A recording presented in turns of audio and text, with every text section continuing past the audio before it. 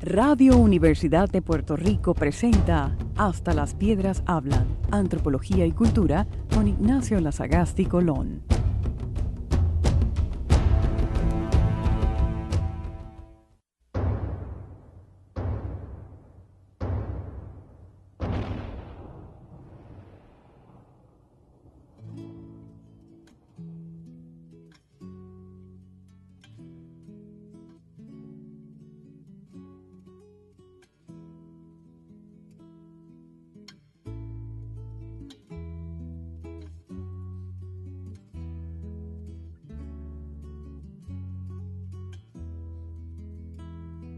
Dime quién escribe la historia de grandes profetas, mártires y gloria. Dime qué verdad es absoluta, quién tiene la antorcha que marca el poder. Nuestra historia es un rompecabezas, nos han ocultado algunas piezas. Ahora quiero desnudar una cara de la verdad desconocida. Mi perla del sur presenció como a jóvenes luchadores, trabajadores puertorriqueños les quitaban la vida.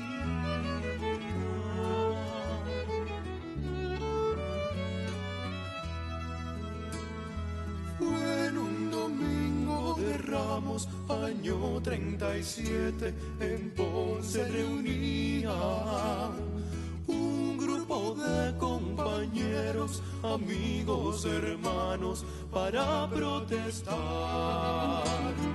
contra aquella tiranía a la que el mandamás nos sometía, y nuestro pitirre voló alto, más allá de las nubes, probando su suerte, y al llegar arriba estremeció ante el águila, herida, desesperada, aturdida, que provocó su muerte.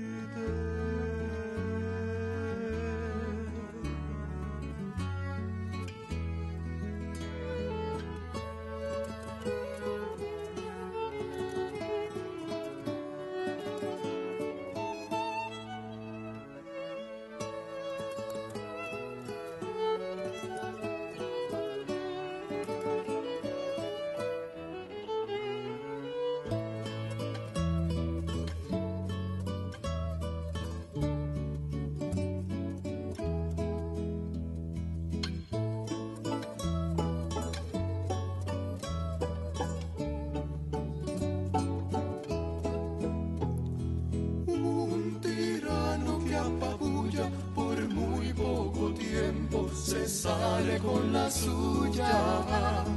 Nuestros patriotas murieron igual que el pitirre por su libertad. Pero los ideales no descansan. El pitirre volverá a buscar venganza, porque las ideas nunca mueren y se inmortalizan más allá de la acción.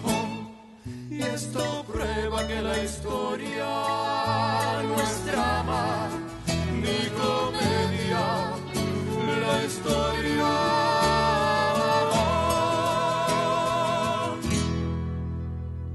nunca será ficción.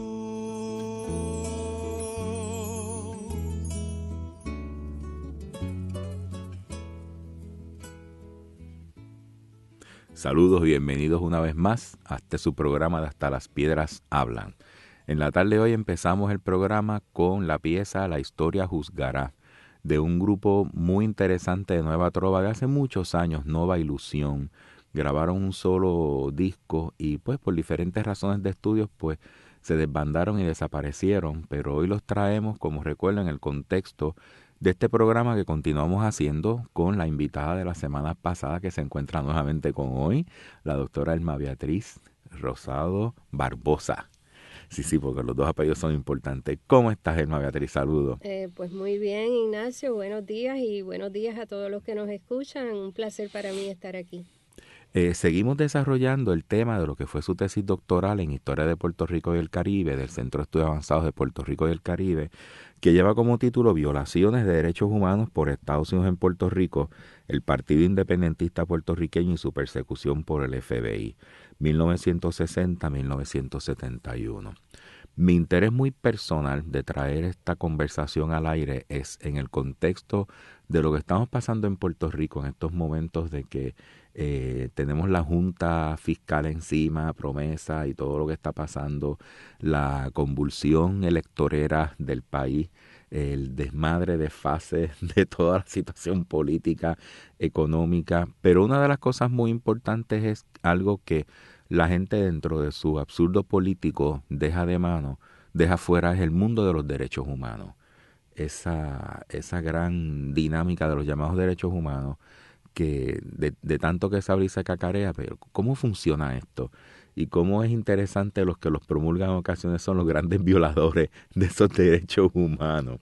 Y ese es uno de los puntos importantes de esta macroinvestigación. Es un trabajo grandísimo, extremadamente documentado y muy importante que ha llevado a cabo la doctora Elma Beatriz Rosado Barbosa y que es con lo que estamos conversando. Así que continuamos con lo que estamos en las semanas pasadas, en donde presentamos cómo era que había surgido, cómo había salido a la luz este maravilloso grupo interno privado secreto del FBI, el COINTELPRO, y cómo un grupo de ciudadanos norteamericanos pues tuvo la osadía en su momento dado de entrar a unas oficinas del FBI, sacar la información y entonces descubrir cómo el FBI estaba pues grabando sin permiso a organizaciones y a individuos norteamericanos, y de ahí pues se destapa lo que estaba pasando en Puerto Rico.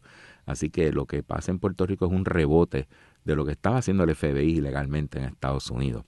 Así que la pregunta que sigue ahora para continuar la conversación es, ¿nos podrías mencionar algunos elementos relevantes o piezas principales sobre los cuales desarrollas este trabajo?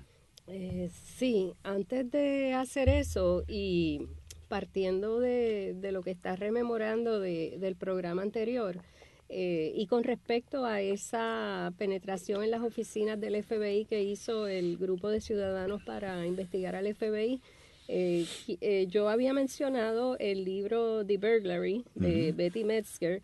Quería mencionar también que hay una película que se llama 1971. Es un documental interesantísimo que cuenta y presenta la historia de esos ciudadanos, de quiénes eran cada uno de ellos, rememora el momento en que ellos hacen la incursión en las oficinas del FBI y cómo ellos distribuyeron esos documentos a la prensa y cómo se mantuvieron en un secreto, porque ellos juraron que nunca iban a dar a conocer la identidad de los participantes. Inclusive uno de los participantes iniciales se arrepintió. Ya una vez expuesto el programa, se arrepintió y ellos siempre tuvieron el temor de que esa persona, al no estar participando, los tirara al medio. Exacto, lo cual nunca pasó.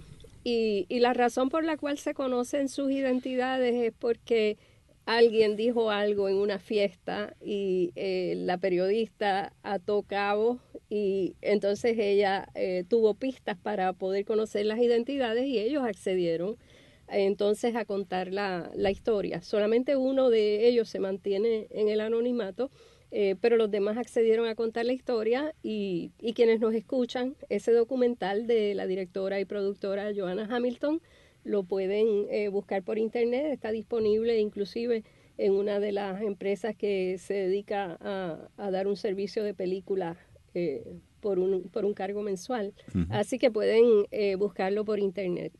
Qué interesante. Entonces, todo el mundo brinca y salta con los famosos Wikileaks. Aquí ya hubo un leaks hace varios años directo del FBI. Exactamente. En términos de las piezas principales sobre las cuales descansa este trabajo, ya yo había mencionado la Declaración Universal de Derechos Humanos como la pieza angular, y de eso podemos hablar un poquito más adelante. Yo represento aquí las actuaciones del FBI en 3 niveles. Aquellas que el FBI hizo directamente, los que eran de su entera responsabilidad directa, aquellas que hizo en conjunto con la Policía de Puerto Rico o adiestrando a la Policía de Puerto Rico para que ejecutara y llevara a cabo diferentes acciones.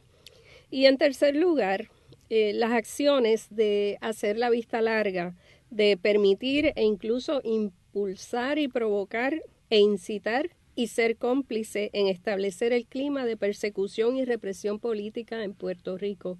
Se dice que las carpetas de la Policía de Puerto Rico siguen el modelo de las carpetas del FBI. Así que esos métodos y esos adiestramientos que la Policía de Puerto Rico tuvo de parte del FBI también son parte de su participación en la represión política en Puerto Rico. Ellos mismos en sus acciones directas, ellos en conjunto de la policía o proveyéndole adiestramiento a la policía, y ellos a nivel más general creando un clima de represión y de persecución en Puerto Rico. Aparte de eso, otra pieza o otro elemento principal es la carpeta misma que el FBI le creó al Partido Independentista Puertorriqueño, así como se la creó a las otras 15 organizaciones de las que hemos hablado. Este trabajo se enfoca directamente en la carpeta del PIB como la más crasa violación de los derechos humanos del partido. Se estudia la represión contra el partido como una represión contra un colectivo político. En lugar de ser contra personas individualmente, estamos hablando de un organismo político de los derechos colectivos. La carpeta misma, ahí se representan todas esas acciones que el FBI llevó a cabo contra el PIB. Ellos atentan contra la libertad de expresión y asociación y violan el derecho de la intimidad. Igual que hicieron con el PIB, hicieron con, como dije, el Partido Nacionalista, el Partido Comunista, la Federación Universitaria Pro Independencia, la FEPI también, que era la Federación Estudiantil, organizaciones, algunas en su carácter clandestino, algunas organizaciones estudiantiles, organizaciones sindicales, organizaciones políticas. El PIB representa esa organización que estaba legítimamente inscrita en el sistema electoral de Puerto Rico y de acuerdo a las normas y a los derechos constitucionales tanto en Estados Unidos como en Puerto Rico, se le debió permitir una participación clara, abierta, y no fue así porque fueron perseguidos, inclusive violando la propia norma, como habíamos dicho antes, que el FBI decía que iba a perseguir solamente a aquellas organizaciones violentas que recurrieran a la lucha armada, lo cual el PIB nunca ha sido de esa filosofía. No, y dentro de la lista que tú presentas, que sale de la propia carpeta del FBI, la mitad de estas organizaciones eran organizaciones filosóficas, en donde tenían el elemento de la independencia como un elemento filosófico político. O sea que ni siquiera eran grupos electoreros, mucho menos todavía grupos en el sentido armado. O sea que eran organizaciones de una visión filosófica y se las llevaron enredadas por el medio, como uno diría en la calle. Absolutamente. Una vez que tuvieran el ideal de la independencia como parte de su plataforma, de su visión, su misión política, pues ya era suficiente para integrarlas a su proceso de investigación y carpeteo. Así mismo. Hablaba ahorita de la Declaración Universal de los Derechos Humanos y también en un programa pasado había explicado que yo no tomaba como base la Constitución de Estados Unidos ni la Constitución de Puerto Rico, porque yo no quiero presentar únicamente aquellos derechos que el gobierno de Estados Unidos o el gobierno de Puerto Rico reconoce para sus ciudadanos. Yo pienso que Puerto Rico, al igual que todos los pueblos del mundo, debe estar cobijado por la Declaración Universal de Derechos Humanos, que cobija a cualquier persona por el mero hecho de estar vivo, de ser un ser humano. Así que... de hecho, es bien interesante la diferenciación que tú hiciste entre lo que son derechos humanos a nivel mundial y lo que es, según Estados Unidos, su concepto de derechos civiles, en donde ellos pues escogieron que de esa Carta Universal Mundial de Derechos Humanos y eran los que ellos le iban a dar a sus ciudadanos. O sea que esto sí, esto no. Sí, en términos, por ejemplo, de que ya la Carta de Derechos de Estados Unidos venía con anterioridad al momento en que se hace la Declaración Universal de Derechos Humanos, pero ¿qué pasa? Que Estados Unidos podía decidir ampliar esos derechos humanos que aparecen en la Declaración Universal de Derechos Humanos. De hecho, como uno de los firmantes de esa declaración y llevando ellos la voz cantante, la voz principal por haber sido Eleanor Roosevelt la presidenta del comité, se supone que ellos sean los primeros en dar el ejemplo de adoptar todos esos artículos que aparecen señalados en la Declaración Universal de Derechos Humanos. Lo primero que tenía que hacer Estados Unidos era revisar su Constitución, revisar su Carta de Derechos y decir cuál de esos derechos universales nosotros no tenemos aquí, pues vamos a incluirlo. Pero ni siquiera en los comités donde se estaba redactando el borrador de la Declaración Universal, ellos acogen ¿verdad? Como que ese deber, porque inclusive Eleanor Roosevelt es una de las que evita que la Declaración Universal de Derechos Humanos sea un pacto más vinculante, donde, por ejemplo, si se violan los artículos de la Declaración Universal de Derechos Humanos, se pueda someter una querella y se pueda llevar a ese país a obligarlo a cumplir en calidad obligatoria. Así que por eso es que se llama Declaración Universal, no se llama convenio o pacto, se llama Declaración Universal de los Derechos Humanos. Y bueno, esa pieza es una de las piezas más importantes porque se logra, tras los debates que se dieron en esas reuniones, se logra un consenso universal de todas las naciones que constituían las Naciones Unidas en ese momento.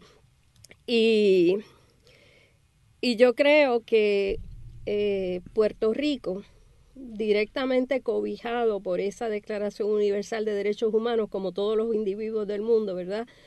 Todos los pueblos del mundo, tenemos el derecho a nuestra autodeterminación, que es el principal de los derechos humanos, según algunos de los estudiosos. Exacto. Porque todos los pueblos tienen derecho a su libertad o a decidir cuál es la manera en que se quieren gobernar.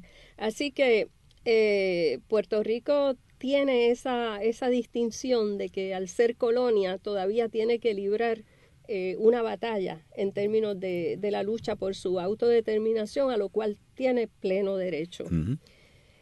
Otra de las piezas o elementos en la tesis es la evolución de los derechos humanos en el mundo, en el Caribe. En Puerto Rico, por ejemplo, nosotros hemos tenido algunas, vamos a decir, inspiraciones, como por ejemplo el doctor Ramón Emeterio Betances, con los 10 mandamientos de los hombres libres. Eso él lo escribió estando en St. Thomas en noviembre de 1867. De hecho, entiendo que el manuscrito original lo tiene el Partido Independentista Puertorriqueño. Betances, habiendo estudiado en Francia y con base directa en la Declaración de los Derechos del Hombre y del Ciudadano, es que él escribe esos 10 mandamientos de los hombres libres. Y recordemos que se dice de los hombres libres porque en esa época la palabra hombre era equivalente a humanidad. Inclusive, exacto, hombres y mujeres. Exactamente. Era la sociedad completa. En Cuba, por ejemplo, el padre Félix Varela, y en República Dominicana, Gregorio Luperón y Juan Pablo Duarte también son abanderados de lo que hoy llamamos derechos humanos. Quiero decir, por ejemplo, personas como Nelson Mandela de Sudáfrica, José Mujica, Don Pepe de Uruguay y Dilma Rousseff de Brasil fueron perseguidos políticos y podemos decir que todavía son perseguidos políticos porque estamos viendo lo que está pasando con Dilma en Brasil, ¿verdad? Pero ellos fueron perseguidos políticos y sufrieron cárcel y tortura como militantes de movimientos revolucionarios. Sus trayectorias los llevaron a una nueva historia donde fueron reconocidos por sus luchas en favor de la humanidad. Estamos hablando de personas que estuvieron encarceladas, como lo está hoy Oscar López Rivera, y que eventualmente la humanidad tuvo que reconocerlos como personas luchadoras en favor del bienestar de sus pueblos, de que integraban revoluciones por hacer avanzar unos principios y que luego son reconocidos como líderes en sus países respectivos. Quiero mencionar también a una niñita que creo que mucha gente la conoce, es una niña muy rebelde, a quien las Naciones Unidas nombró como portavoz de los derechos de los niños. Seguramente muchos de los que nos están escuchando la conocen, a ella y a su papá. Su papá se llama Quino y ella se llama Mafalda.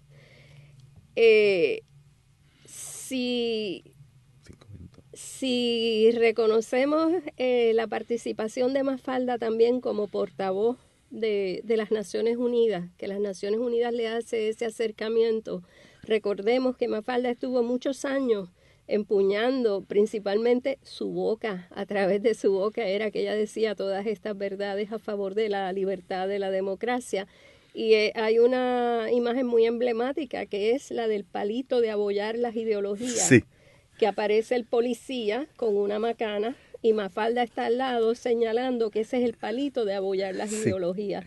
Así que también... Me acuerdo también de un gráfico que se hizo afiche que estaba ella al lado de un mundo y decía, bueno, ya que no podemos cambiar las estructuras, no podemos por lo menos darles una pintadita. Exacto, sí. Y así habían cientos de viñetas del gran maestro Quino y Mafalda, la gran niña rebelde. Así mismo. Y pues entonces pensemos en todas estas personas rebeldes que en un momento dado fueron contra la corriente denunciando aquellas ideas en las cuales ellos creían y que luego la humanidad reconoció que ellos tenían razón. Yo imagino que en estos momentos los que están guiando y nos están oyendo, la mención de Mafalda y Quino y estos dos ejemplos a los que son de nuestra edad deben estar dándose cantazo con decir, ay sí, yo me acuerdo de los libritos de Mafalda y de las tirillas de Mafalda y los revoluces de ella del barrio y toda la crítica al capitalismo y a la economía y entonces pues toda la crítica al mundo desde la visión de lo que está pasando en Argentina, pero que Quino se proyectaba al mundo entero. Sí. Y eso fue el gran gancho en donde todos, cuando yo estaba aquí en Río Piedras en los 70, todos éramos fanáticos de Mafalda.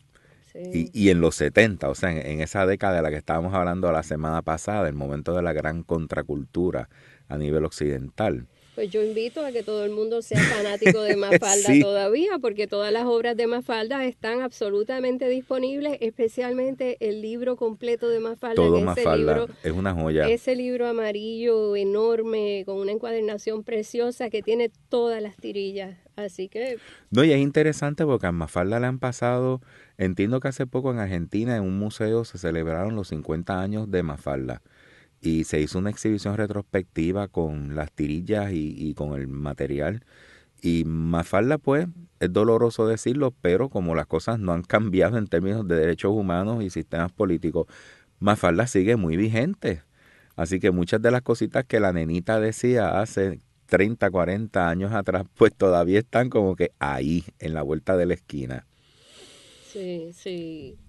Pues esos periodos debemos recordarlos, debemos tenerlos en la memoria para no olvidarlos, para poder trabajar con una cultura de derechos humanos y que el mundo sea distinto, especialmente Puerto Rico.